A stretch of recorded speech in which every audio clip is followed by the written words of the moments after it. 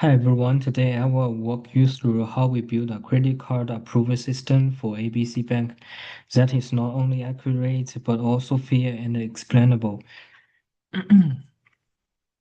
Um, our data set contains 9,709 applicant records with 20 features covering demographics, employment, income, and account history.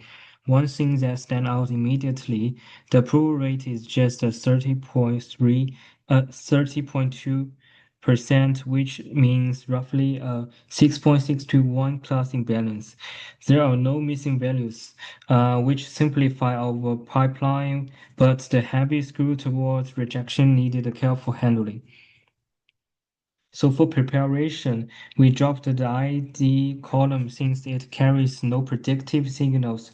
We encoded five categorical features: income type, education, family status, housing, and occupation, using binary encoding, which keeps the um, dimensionality are manageable compared to one hot. Numerical features like income, age, and years employed were standardized with z-score scalar, so distance-based models are not dominated by high-magnitude columns. To address the class imbalance, we applied the S-mode to synthesize minority class samples, but only on training data, leaving the test sets untouched to preserve a realistic evaluation. And and for we evaluated five classifiers: logistic regression as a linear baseline, uh, random forest, light GBM, XGBoost, and KNN.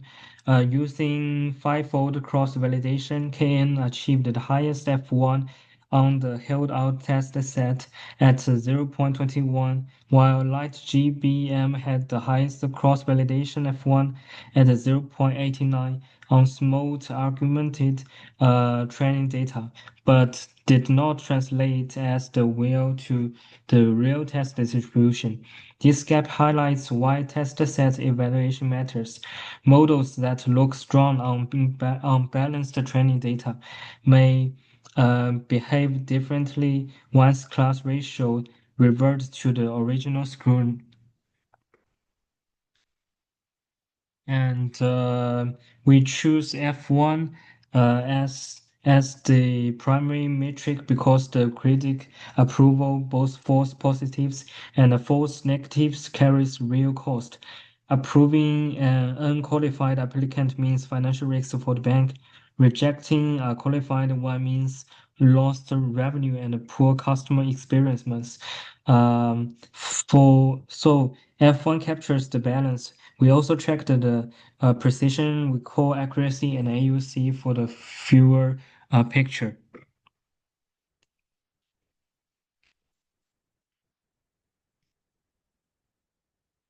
And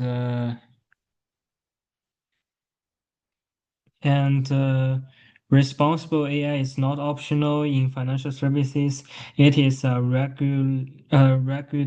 regulatory expectation. Our fairness analysis focuses on gender as a protected attribute, since leading discrimination based on gender violates both the Equal Credit Opportunity Act and the broader exceptional standards.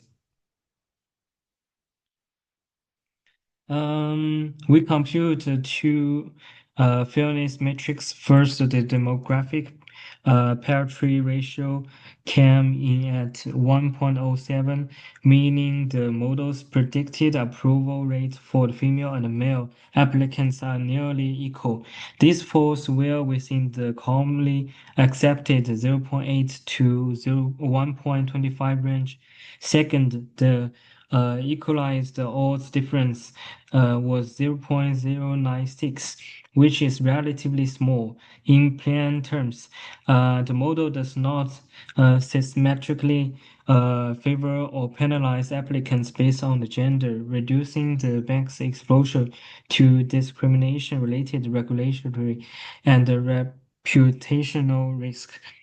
From a compliance perspective, these results give the bank a defensive uh, position when auditing the model under fair leading regulations. If deployed, we recommend ongoing monitoring of these metrics as applicant demographics shift over time.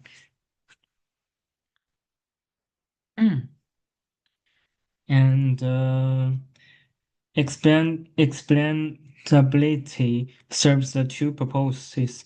It helps internal teams trust the model, and it gives the regulators and applicants a clear rationale for each decision.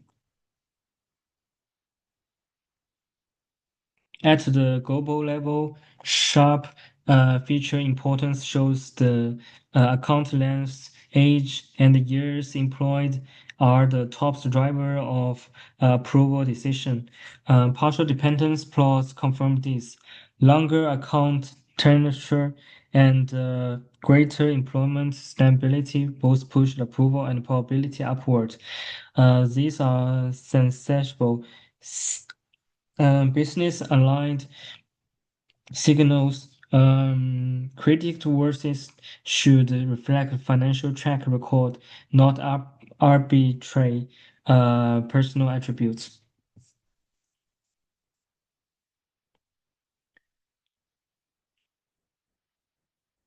At the individual level, sharp waterfall plots show exactly which feature pushed a specific applicant toward approval or rejection. For one rejected applicant, short account length and low income were the dominant negative factors.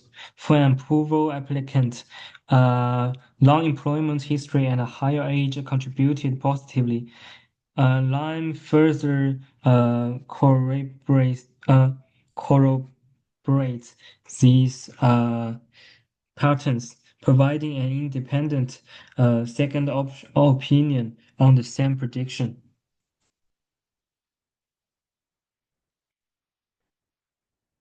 This level of transparency is essential. If a customer challenged a denial, the bank can point to specific justifiable factors rather than a black box score.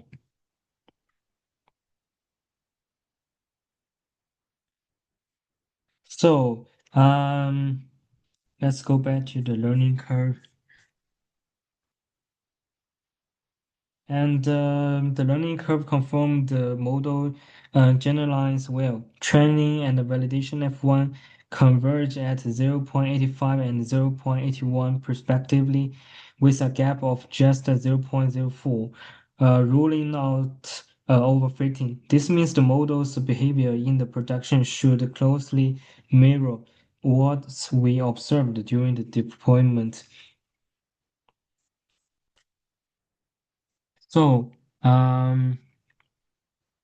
for the leadership team, the key takeaways are first, the model automates initial screening of critical applicants, improving operational efficiency. Second, build-in fairness checks, reduce regulatory and reputational risk. Third, global and local explainability tools give compliance officials and frontline staff a clear audit trail for every decision. Together, these elements create a system that is not just technically sound, but also trustworthy, which is the foundation for sustainable adoption in a regulated industry like banking. Okay, that's all. Thank you.